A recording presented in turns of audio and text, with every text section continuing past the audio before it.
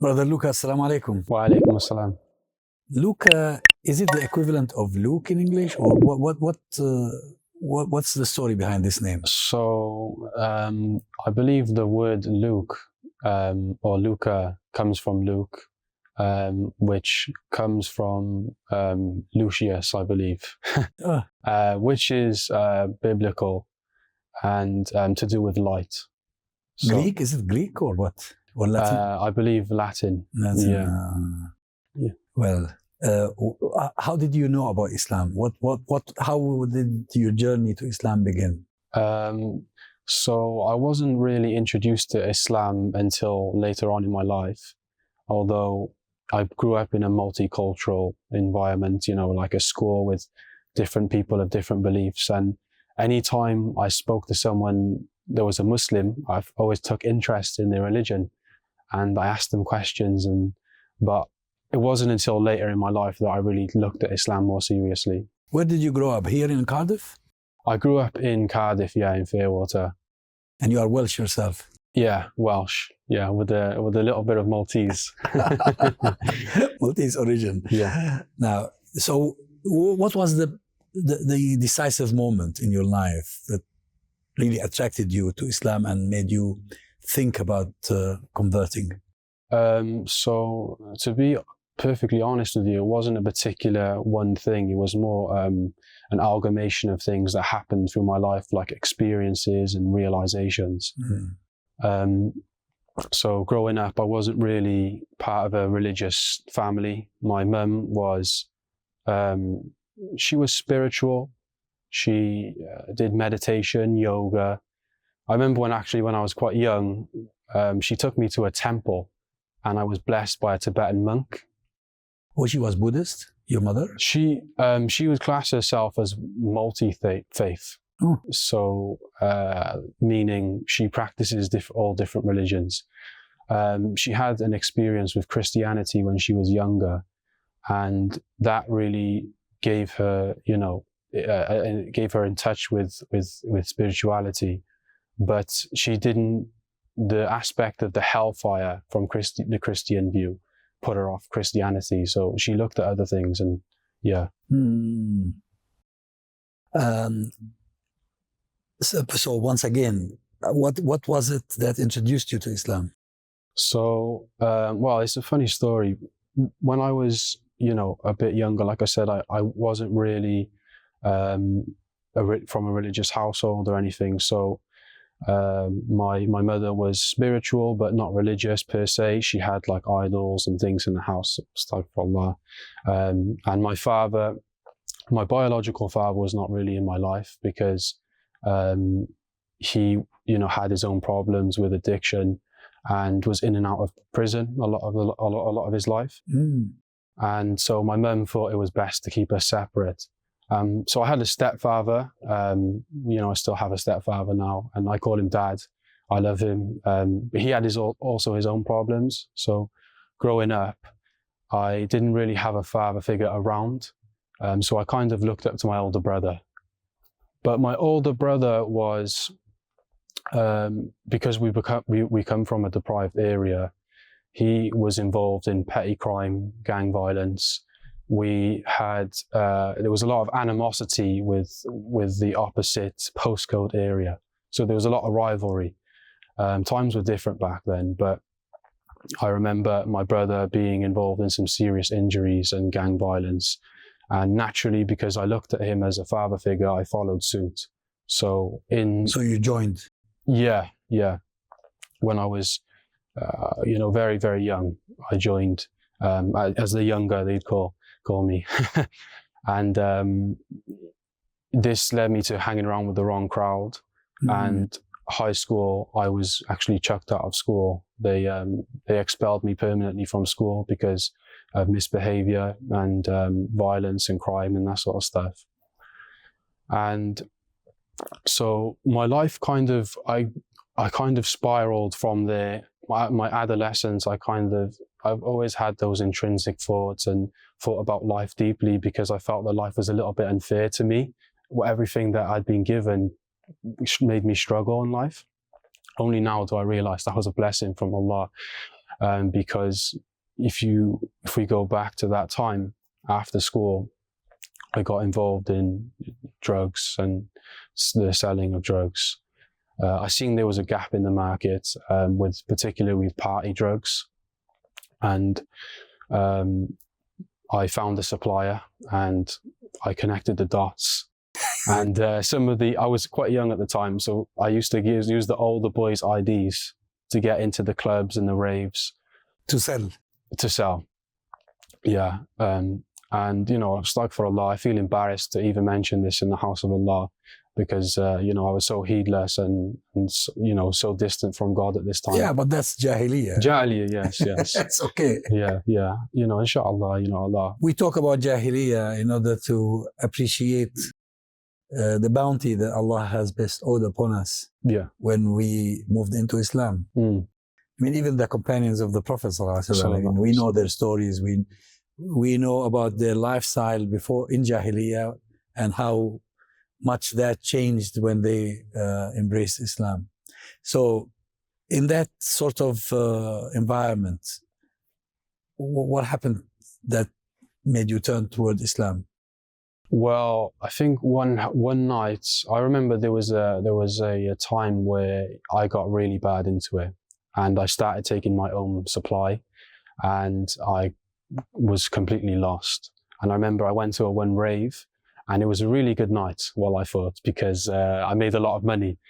And I went home late at night, and I put my phone and my drugs in my jacket pocket in my bedroom, and I went downstairs and I fell asleep. And I remember in the morning, my alarm went off in my phone, and my mum heard the alarm, but I didn't hear the alarm. So my mother went into my bedroom, opened my jacket pocket, went to turn off the alarm off the phone, and found the drugs. I was sleeping downstairs. She didn't know about this? No, I kept the secret from my mum. Because of my father, she'd always been quite tough on me. She wouldn't let me do this or that. So I always kept things secret from my mother. I wasn't open with her. And anybody who's selling drugs is likely not going to be, oh, by the way, mum, I do this. So I kept it on the low. And when this happened, she come downstairs, threw it on me. I remember she said, "Get out of my house, what's this?" And I felt... How old were you?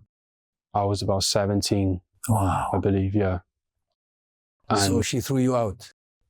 She threw me out, and I felt really embarrassed. I felt like I left myself go downhill.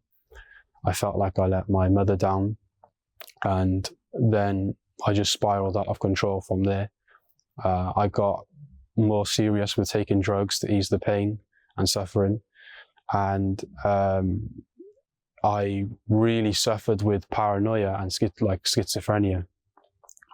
Anytime I heard a loud bang, I would look out the window thinking that a bomb has exploded in the UK. I don't know why, but I just believed that. If I was near a petrol station, I think that the petrol station would explode on me. Just things that are clearly not sane to think about. But the drugs... Was that because of the effect of the drugs? I believe so, yeah. It gave me a lot of paranoia. I was afraid of sudden death, dying suddenly. And the thought of death really made me think about life. I thought, what is life then, if death is so real? Because it felt real to me. And that's when I started looking at atheism and what it actually leads to. So anyways, at that time, I decided to join the military. I thought, I need a bit of discipline in my life. I need a bit of structure in my life. I need to put this life behind me. And so I made an application with the military, which was a long application over several months. And I really took it serious. I was trying to pass the test. I did a few tests. And then they demanded to see my medical record, which is standard procedure for the military. So I got my medical record and I sent it to the military. And after some time, they come back to me and they said, unfortunately, we're going to have to deny your application and stop there because of X, Y, and Z on your medical record. So they sent me back the medical record for me to look over. And I saw something unusual on there. Night terrors. And I was like, what's that? Night terrors. So I was confused, but so I've always struggled with dreams, like having really vivid dreams that were very dark and serious, let's say. And so I wasn't aware. I knew that I had these dreams, but I didn't know how it was on my medical record. I was like, how did they know? So I rang my mum. I said, Mum, I've got this night terrors on my medical record, and the army, they won't let me in. I said, is this mine? And she said, yeah, when you were very young, you had, extreme nightmares, and I took you into the hospital. Oh, and it's recorded? Yes. This is a record. This is from my medical record. It's, from that time. They don't miss anything. Even when I broke my wrist, that was on there. Every visit you've ever been to the doctors, everything is recorded. And so I was really baffled at the fact that they knew about these night terrors. But my mum confirmed it, yes, I took you there when you were a baby. And so if we put a pin in that, after that, I needed to find a job. Simultaneously, a friend of mine, or a distant friend of mine, someone from school, he was a few years above, we knew of each other, opened a shop on my street. It was a barber shop, and I needed a new job.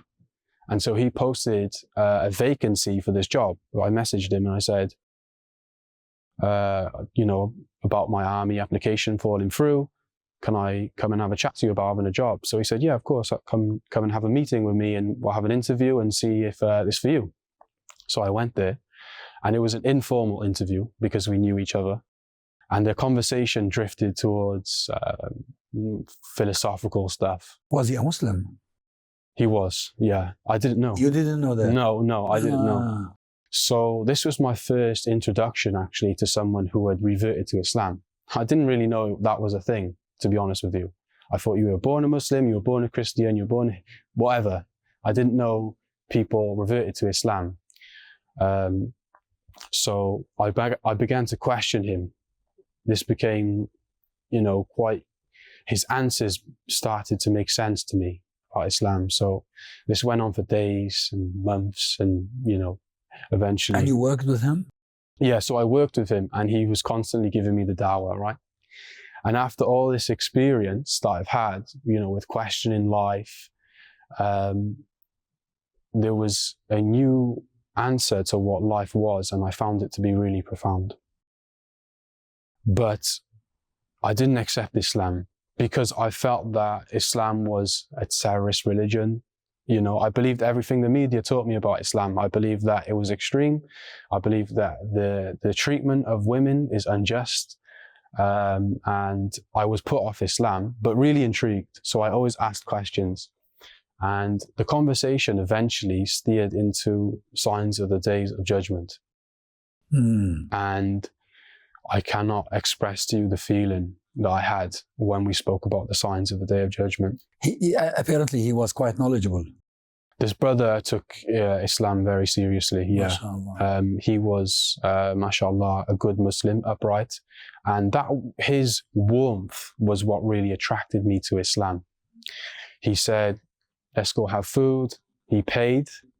Yes, he showed me how to eat. He said, "You Bismillah, you eat what's closest to you, and you eat with your right hand."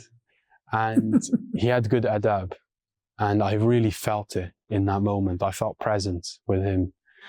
And when he began talking about the signs of Day of Judgment, the feeling overwhelmed me with anxiety. And it brought back the feelings I had from the times I had those dreams. Because the dreams that I had were essentially the end of times. From when I was young. I used to dream everybody was in a panic, everybody's running, and something is about to happen. So when I learned about the coming of the Dajjal and how that will spark, spread fear across the land and people will be panicking, I really felt that that was a sign from God. The fact that the application fell through, it reminded me of my dreams. And then a job opens up and Allah guides me to a Muslim.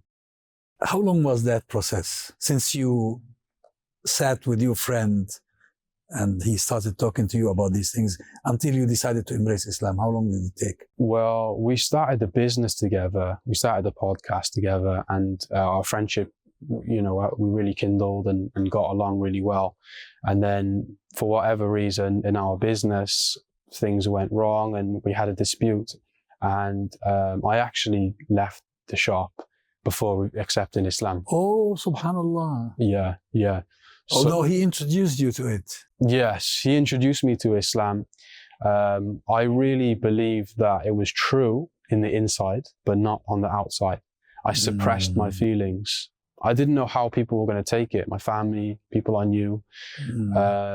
It was very difficult to explain that time, but I felt that Islam was true, but I kept it concealed. I was like a closet Muslim. I contemplated on the existence of myself. I thought, how can I exist? I must have been created.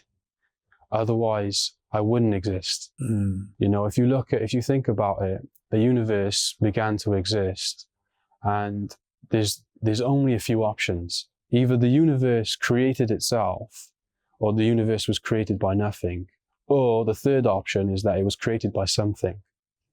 And I thought, well, it can't be created by nothing, because if nothing can never create anything.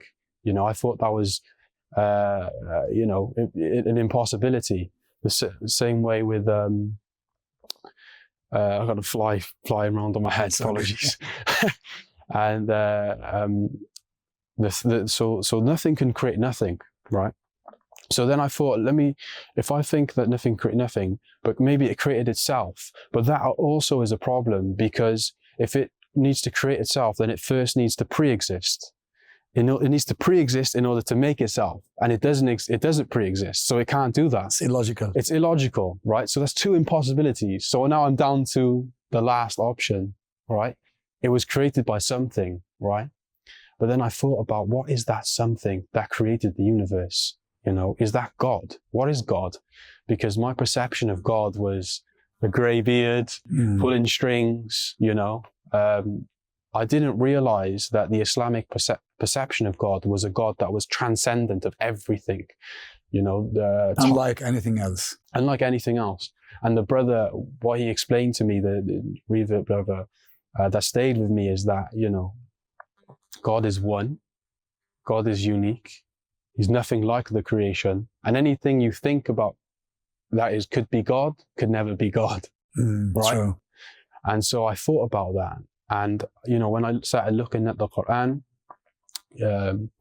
Surah Al-Ikhlas, قل هو الله أحد قل هو الله أحد الله الصمد لم يلد ولم يولد ولم يكن له كفوا أحد.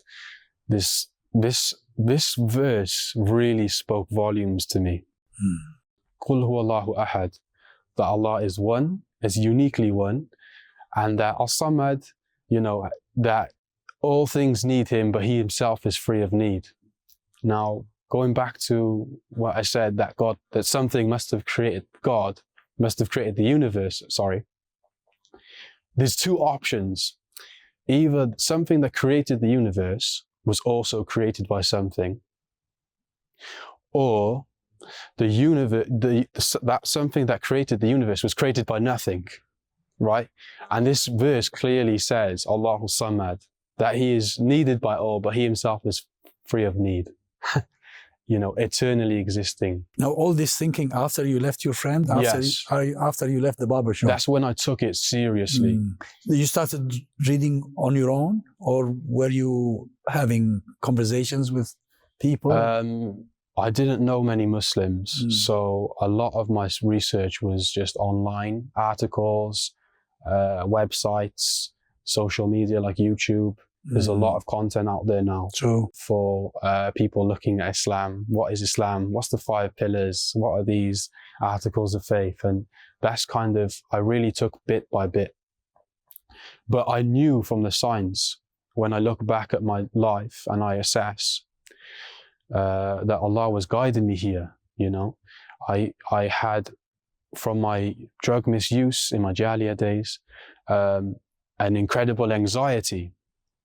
And this anxiety, like I said, brought me to become anxious of being around certain people. And my friends at the time would be like, let's go out for a drink, let's go to this party, let's go to this. And my anxiety would be like, no, I can't. So what I realized is that at that time I really suffered and I didn't like myself and I hated that. But now I see that that was a blessing from Allah, that He kept me away from these places, that He kept me guiding towards ultimately the truth and guidance. And when was the moment? The moment. So there's nothing too interesting about the moment, unfortunately, but what I found was after all these signs, after all this contemplation, I looked online and I typed in Cardiff Muslim mentor because I wanted to know more. I wasn't ready to take my Shahada. I was like, I need more, need more, as anyone who before they take the Shahada does. And yeah, I found someone online, one of the brothers from the community. He messaged me, there's a halaqah, you know, new Muslim circle, come have a chat. You know, you don't have to say or do anything. So I went, I sat down and the brother said to me, what brings you here? And so I said, oh, you know, I started telling him about my story and what's brought me here. And then Brother Lucio, who you've met, he was there at the time. And he said, take your Shahada. And I said, okay, I'll take it. No, you were already ready. Yes, I was ready. Yeah. Now, what happened when your mother knew about this? I felt slightly awkward to tell her. I wanted to tell her, but I didn't have the guts to because I didn't know what she would think of me. I know my mum's really loving, really caring and open. But the fact that she was herself searching should have helped. Yeah, she's really fixed upon astrology now. Yes, which is to do with like the stars. I don't know too much about it, but she's really certain on that. So was she upset? Well, what happened was I couldn't utter the words to my mum or to my stepdad. And so I remember I started making dua and I was praying, Ya Allah, allow me to tell my parents. I'm too shy. Yeah, make me confident. And I went downstairs just after making this dua. I come downstairs and I go into the kitchen. My mother, my father, both talking about God. I was talking about God. Between them? Between them. And they never talk about religion. Subhanallah. Subhanallah. And I remember like the emotion was overwhelming.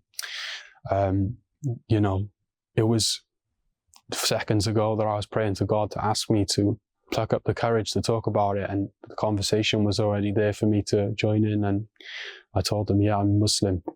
And alhamdulillah, my mum, she's accepting of it. My dad also, they're very supportive. This is a blessing. A blessing, yeah. You know, I know that some families, they suffer. Yeah. You're on good terms with them? Yes, I'm on good terms. Very good, excellent. Although they might be sick of the dawah now. We went on holiday to Lanzarote as a family holiday, and we were very close because we were in the same house, and I was giving dawah constantly, and yeah, I was just so full of iman at the time. I wanted to just empty it out on somebody, and my father was the victim because he was really interested in Islam. You know, he asking me questions, you know, what about this, what about that? And I thought, you know, you remind me of me. I said, this is how it happened. I was on the opposite side, you know. Oh no, I won't believe that. Islam can't be true because of X, Y, and Z. So I thought there was a bit of hope there with my dad. And inshallah, there may be in the future. Keep making dua. May Allah subhanahu wa ta'ala soften their hearts and guide them to Islam. Ameen. Any challenges? Any challenges with family? No, with this conversion from one lifestyle to another. Yeah.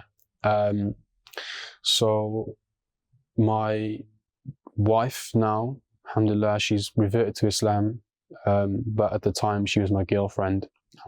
Yeah. So you knew her before? Yeah, she was my girlfriend and we had a child coming. that was difficult because obviously I felt I had a commitment to her, you know, and now as a Muslim, you can't have a girlfriend, that's haram. So I struggled with that. That was a big struggle for me, yeah. Was it difficult to convince her to convert to Islam? I always played it soft and gentle with her. I was never forceful. I would never say you have to. The best form of da'wah is da'wah by example. Yeah, that's true. I pray every day, and she sees me praying every day. I read Quran every day. She sees me reading Quran. And that was enough, I think. She's seen that I was committed. She loves me. I love her. And she was in a tough situation when we first got together. You know, she had her own problems with depression, anxiety. And since discovering Islam and giving my wife, you know, Islam, our lives have become much better. Alhamdulillah. Alhamdulillah. And then you married. You got married. We got married, yeah. We actually got married in Japan. Because she's Japanese? She is Japanese, yeah. She's half Japanese, half Welsh.